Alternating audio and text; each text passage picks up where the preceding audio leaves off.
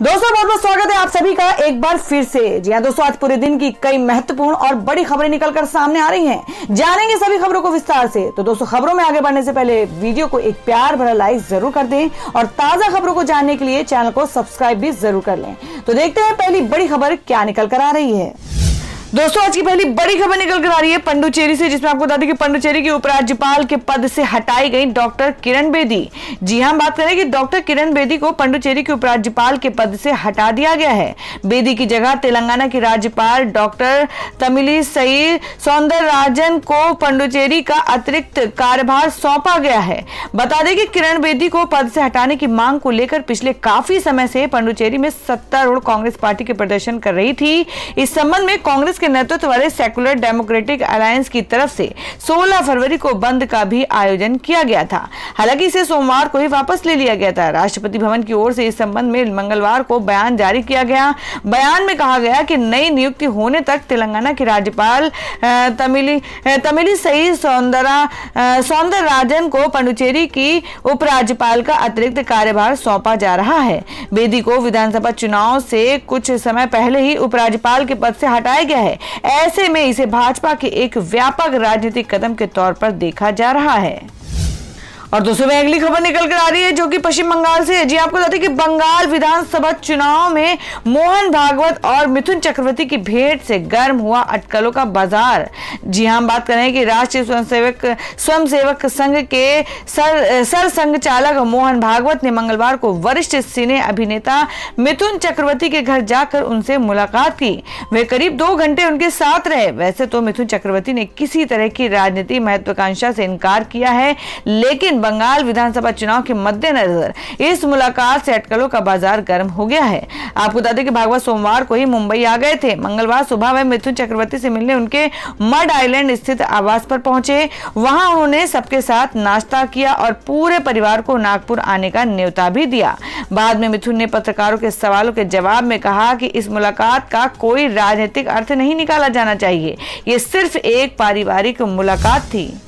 और दोस्तों मैं अगली खबर बता दें जो कि दिल्ली से है। जी आपको बता दें कि आम आदमी पार्टी सरकार के 1 साल पूरे। सीएम केजरीवाल ने कहा आपके बेटे ने दिल्ली का नाम दुनिया में रोशन किया। जी आपको बता दें कि आम आदमी पार्टी की दिल्ली सरकार के 1 साल पूरे होने पर मुख्यमंत्री अरविंद केजरीवाल ने वीडियो संदेश जारी किया है। आपको बता दें कि अरविंद केजरीवाल ने कहा कि 1 साल पहले आप सभी ने एक बार फिर अपने बेटे को आपकी सेवा करने का एक और मौका दिया था। ये बहुत कठिन साल था, लेकिन हम सब दिल्ली वालों ने मिलकर एक परिवार की तरह काम किया और पूरी दुनिया में दिल्ली का नाम रोशन किया। सीएम केजरीवाल ने कहा कि कोरोना महामारी के बीच दिल्ली के सभी लोगों ने सरकार के साथ मिलकर शानदार काम करके दिखाया है। कोरोना के खिलाफ दिल्ली सरकार के होम आइसोलेशन, प्लाज्मा बैंक और ऑक्सीमीटर इन जैसे कामों की तो पूरी दुनिया में चर्चा हो रही है।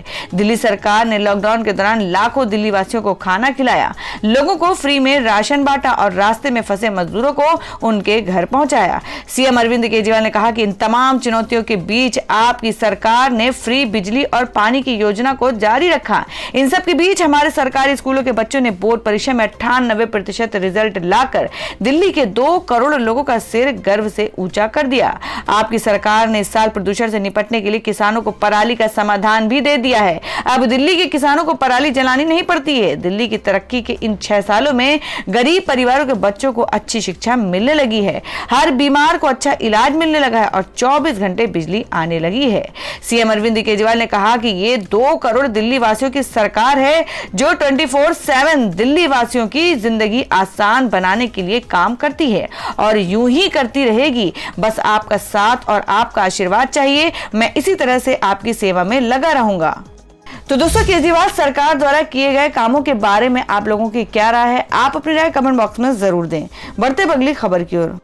और दोस्तों में अगली खबर निकल कर आ रही है उत्तराखंड से। जी आपको बता दें कि उत्तराखंड सरकार का बड़ा ऐलान। कहा इस बार सिर्फ 30 दिन का होगा महाकुंभ। जी हम बात करें कि हरिद्वार महाकुंभ 2021 को लेकर उत्तराखंड सरकार ने स्थिति साफ कर दी है। कोरोना वायरस की महामारी के चलते महाकुंभ सिर्फ 30 दिन का होगा। राज्य के मुख्य सचिव ओम प्रकाश ने महाकुंभ के समय को लेकर बताया है कि कोरोना वायरस की महामारी को देखते हुए महाकुंभ सिर्फ 1 अप्रैल से 30 अप्रैल के बीच ही होगा। इसके साथ उन्होंने कहा कि केंद्र और राज्य सरकार महाकुंभ पर एसओपी पहले ही जारी कर चुकी है। साथ ही महाकुंभ का समय कम हो, यह भी केंद्र सरकार द्वारा दी गई गाइडलाइन में साफ है। ऐसे में अब सिर्फ 30 दिन का ही महाकुंभ होगा। सबसे बड़ी बात यह है कि महाकुंभ का स्नान करने वाले श्रद्धालुओं के लिए जितनी स्पेशल ट्रेन चलाने की तैयारी रेलवे कर रहा था, उन सब पर फिलहाल रोक लगा दी गई है। यानी कोई स्पेशल ट्रेन महाकुंभ पर नहीं चलाई जाएगी और इसको लेकर रेलवे मंत्रालय को चीफ सेक्रेटरी की तरफ से पत्र भेजा गया है। हालांकि सिर्फ महाकुंभ स्नान करने जाने वाले श्रद्धालुओं को ही बाहर ले जाने के लिए ट्रेनों की व्यवस्था की जाएगी। इसके अलावा मुख्य सचिव ओम प्रकाश ने बताया कि महाकुंभ को देखते हुए केंद्र सरकार से मांगी गई है वैक्सीन की डोज भी मिल गई है, जो कि महाकुंभ में काम करने वाले कर्मचारियों और व्यापारियों को 1 अप्रैल से पहले लगा दी जाएगी। वहीं महाकुंभ की तैयारियों को अब समय सीमा तय होने के बाद पूरा करवाने में जिला प्रशासन जुट गया है। कुंभ की सभी व्यवस्था दुरुस्त हो, यही तैयारी की जा रही है। और दोस्तों में अगली खबर निकल कर आ रही है, जो कि कोरोना संक्रमण का बढ़ते प्रकोप को लेकर है। जी आपको बता दें कि महाराष्ट्र और केरल में कोरोना की रफ्तार तेज, केंद्र ने दी दोनों राज्यों को नसीहत। जी हम बात करें कि महाराष्ट्र और केरल में कोरोना के बढ़ते मामले को देखते हुए केंद्र सरकार ने दोनों राज्यों को नसीहत दी है। बता दें कि देश के कोविड-19 के एक्टिव केस का कुल 72% हिस्सा इन्हीं 2 राज्यों में है। अब केंद्र ने दोनों राज्यों को ज्यादा से ज्यादा RT-PCR टेस्टिंग करने को कहा है। सरकार ने बताया कि महाराष्ट्र में कोरोना के 61,550 एक्टिव केस हैं, जबकि केरल में 37,383 केस है। केंद्रीय स्वास्थ्य सचिव राजेश भूषण ने कहा कि महाराष्ट्र और केरल में RT-PCR परीक्षणों की संख्या कम हुई है। कोरोना के नए मामलों के बढ़ने का यह भी एक कारण हो सकता है। राजेश भूषण ने कहा है कि देश में दक्षिण अफ्रीका के नए स्ट्रेन के 4 मामले सामने आए हैं, जबकि यूके स्ट्रेन के 187 मामले हैं। दोनों देशों के नए स्ट्रेन पुराने संक्रमण से ज्यादा संक्रामक हैं। उन्होंने कहा कि देश में अभी तक 87,40,595 लाख लोगों का टीकाकरण हो चुका है। 85,69,917 लाख लोगों को पहली खुराक दी जा चुकी है, जबकि 1,70,678 लाख लोगों को इसकी दूसरी खुराक दी जा चुकी है। महामारी के मामले में भारत दुनिया के कई देशों की मदद कर रहा है। भारत ने 24 देशों को कोरोना वायरस वैक्सीन की खुराक दी है। तो दोस्तों खबरों में आगे बढ़ने से पहले जान लेते हैं आज के माइंड क्विज के सवाल को। आज का सवाल है, आपको बताना है कि हिमाचल प्रदेश की राजधानी कहाँ है। इसका जवाब आपको वीडियो के नीचे कमेंट बॉक्स में देना है और सही जवाब देने वाले को रैंडमली सिलेक्ट किया जाएगा और वो जीत सकते हैं बम्पर पुरस्कार। तो बढ़ते हैं अगली खबर की ओर।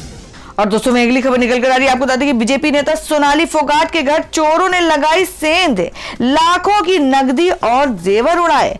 जी हां, आपको बता दें कि हरियाणा के हिसार में भारतीय जनता पार्टी नेता सोनाली फोगाट के घर से आभूषण, लाइसेंसी रिवॉल्वर, 10 लाख रुपए और अन्य बेशकीमती चीजें चोरी हो गई हैं। पुलिस ने मंगलवार को ये जानकारी दी। फोगाट ने पुलिस में शिकायत दर्ज कराई है कि जब वह चंडीगढ़ में थी तब उनके घर में ये चोरी हुई।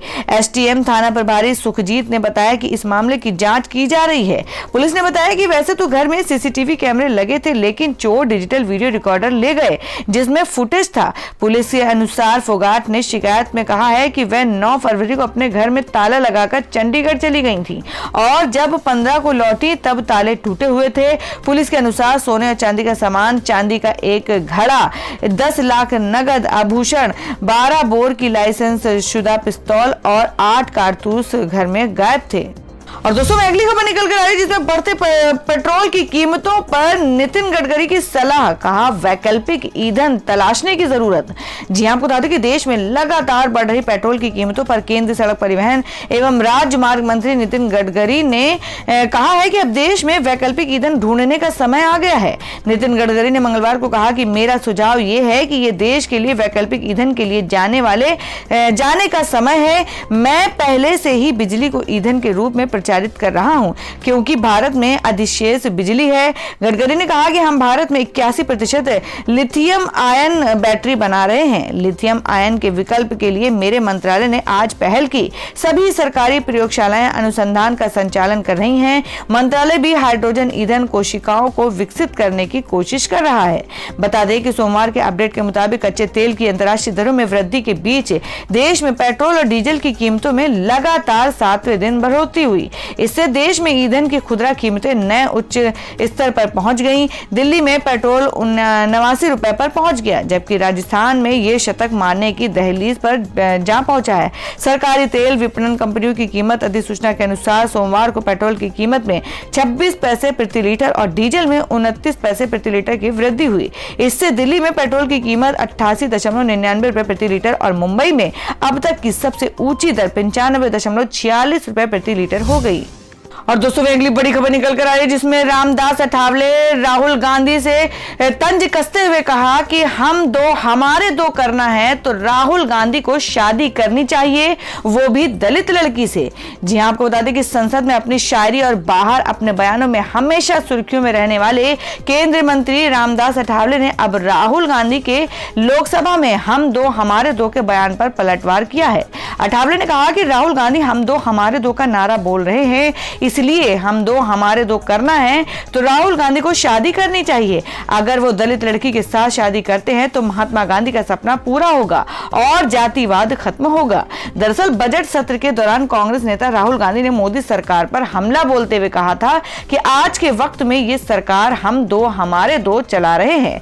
राहुल ने कहा था कि सालों पहले फैमिली प्लानिंग का नारा था हम दो हमारे दो, आज क्या हो रहा है, ये नारा दूसरे तरीके से सामने आया है। इस देश को 4 लोग चलाते हैं, आज इस सरकार का नारा है हम दो हमारे दो, जिस पर पलटवार करते हुए केंद्रीय मंत्री रामदास अठावले ने राहुल गांधी को दलित लड़की से शादी करने की नसीहत दी थी। और दोस्तों में अगली खबर निकल कर आ रही उत्तर प्रदेश से। जी आपको बता दें कि यूपी चुनाव से पहले मजबूत पकड़ बनाने में जुटी आम आदमी पार्टी 28 फरवरी को अरविंद केजरीवाल यहां करेंगे किसान महापंचायत। जी आपको बता दें कि उत्तर प्रदेश में 2022 में विधानसभा चुनाव होने वाले हैं, इसके साथ ही पंचायत चुनाव होने वाले हैं। दिल्ली में सत्ता पर काबिज आम आदमी पार्टी पहले ही ये पंचायत चुनाव लड़ने का ऐलान कर चुकी है। पंचायत चुनाव और विधानसभा चुनाव से पहले आप पार्टी कुल मिलाकर यहां अपनी पकड़ मजबूत करने में जुट चुकी है। आप 28 फरवरी को यूपी के मेरठ में किसान महापंचायत आयोजित कर रही है। इस किसान महापंचायत को आम आदमी पार्टी के प्रमुख और दिल्ली के सीएम अरविंद केजरीवाल संबोधित करेंगे। अरविंद केजरीवाल किसान आंदोलन के समर्थन में ये किसानों की पंचायत करने जा रहे हैं। वो 28 फरवरी को मेरठ में एक किसान महापंचायत को संबोधित करेंगे। जी आपको बता दें आम आदमी पार्टी आप ने सोमवार को इस बात की जानकारी दी। आप पार्टी प्रमुख अरविंद केजरीवाल ने दिल्ली के सिंघू बॉर्डर जहां किसान आंदोलन कर रहे हैं उस स्थान का दौरा करने के बाद किसानों के प्रति अपना समर्थन व्यक्त किया है। आपने एक ट्वीट में कहा कि आपके राष्ट्रीय संयोजक अरविंद केजरीवाल 28 फरवरी 2021 को उत्तर प्रदेश के मेरठ में एक किसान महापंचायत को संबोधित करेंगे। उन्होंने बताया कि उनकी पार्टी ने दिल्ली में प्रदर्शनकारी किसानों की मांगों का समर्थन करने के लिए महापंचायत बुलाई है। उत्तर प्रदेश में आप पार्टी के प्रदेश अध्यक्ष सभाजीत सिंह ने कहा कि आप पार्टी किसान हित के साथ पंचायत चुनाव एवं यूपी विधानसभा चुनाव 2022 में पार्टी को जीत हासिल करवाने के लिए जुट चुकी है। उन्होंने कहा कि किसान आंदोलन के बीच कांग्रेस, आरएलडी, समाजवादी पार्टी लगातार जनता के बीच है। इन पार्टियों ने महापंचायतों का दौरा किया है और वर्तमान समय में इसे चालू रखा है। इसको ध्यान में रखते हुए अब अरविंद केजरीवाल ने पश्चिमी यूपी में किसान महापंचायत करने का निर्णय लिया है। और दोस्तों अगली खबर में जान लेते हैं कि आज देश भर में सोने और चांदी का ताजा भाव। जी आपको बता दें कि सोने की गिरावट पर लगा ब्रेक, लेकिन अब भी 8,841 रुपए सस्ता। जाने सोने चांदी का क्या है ताजा भाव। जी आपको बता दें कि मंगलवार को सोने की गिरावट पर ब्रेक लग गया। सोने के भाव में मंगलवार को मामूली तेजी देखने को मिली। सोने के साथ साथ चांदी की कीमत में भी सुधार देखने को मिला। मंगलवार को सराफा बाजार में 24 कैरेट शुद्धता वाले सोने की कीमत 78 रुपए की मामूली तेजी के साथ 47,359 रुपए पर पहुंच गया। लगातार गिरने के बाद मंगलवार को सोने की कीमत में मामूली सुधार आया। जी आपको बता दें कि मंगलवार को सोने की कीमत में मामूली तेजी आई। सोना एक बार फिर से उछला, हालांकि कीमत में बेहद मामूली तेजी आई। मंगलवार को 24 कैरेट शुद्धता वाले सोने की कीमत 78 रुपए की तेजी आई। 24 कैरेट शुद्धता वाले सोने की कीमत 47,359 रुपए प्रति 10 ग्राम पर पहुंच गया। वहीं चांदी की कीमत में भी 300 रुपए की तेजी आई और चांदी का भाव 69,819 रुपए प्रति किलोग्राम पर ट्रेंड कर रहा है। और दोस्तों अगली खबर में जान लेते हैं क्या है देश भर में पेट्रोल और डीजल के ताजा भाव। जी आपको बता दें कि मुंबई में 95 रुपए के पार हुआ पेट्रोल, दिल्ली में भी बढ़े दाम। जानिए आपने शहर का क्या है रेट। जी आपको बता दें कि पेट्रोल और डीजल के दाम आज लगातार 8वें दिन भी बढ़े हैं। मंगलवार सुबह दिल्ली में पेट्रोल 30 पैसे महंगा हुआ, जिसके बाद राजधानी में पेट्रोल की कीमत 89.29 रुपए प्रति लीटर हो गई है। तो वहीं डीजल की कीमत 35 पैसे बढ़ गई है, जिसके बाद डीजल का रेट 79.70 रुपए प्रति लीटर हो गया है। जबकि मुंबई में पेट्रोल का दाम 95 रुपए के पार पहुंच गया है। तो वहीं राजस्थान के गंगानगर में 1 लीटर पेट्रोल की कीमत आज 99.81 रुपए हुआ है। और दोस्तों में जान लेते क्या देश भर में मौसम के ताजा हालात। जी आपको बता दें कि बदलेगा मौसम का मिजाज, देश के 10 राज्यों में आंधी पानी की आशंका और जारी हुआ अलर्ट। जी आपको बता दें कि इस समय पूरा उत्तर भारत मौसम के उलटफेर से परेशान है। कभी धूप तो कभी कोहरे से परेशान लोगों के लिए अगले 4 दिन और भी ज्यादा मुश्किल भरे हो सकते हैं, क्योंकि मौसम विभाग के ताजा अपडेट में कहा गया है कि देश के 10 राज्यों में भारी बारिश की आशंका है। IMD ने कहा है कि मंगलवार से देश के कुछ राज्यों में जोरदार बारिश के आसार हैं, तो वहीं पहाड़ों पर बर्फबारी की आशंका है। जी आपको बता दें कि जिन 10 राज्यों में भारी बारिश की आशंका व्यक्त की गई है उनके नाम है उत्तराखंड, हिमाचल, जम्मू कश्मीर, मध्य प्रदेश, छत्तीसगढ़, ओडिशा, झारखंड, महाराष्ट्र, तेलंगाना और तमिलनाडु। मौसम विभाग ने कहा है कि पश्चिमी विक्षोभ के चलते मौसम में हेरफेर देखने को मिल रहा है और राज्य में बेमौसम बरसात होने की आशंका बनी हुई है। विभाग के मुताबिक मौसम का ये हाल 16 से 20 फरवरी तक रहेगा। तो वहीं इन जगहों में कुछ स्थानों पर बारिश होने, बिजली कड़कने और ओलावृष्टि की भी संभावना है।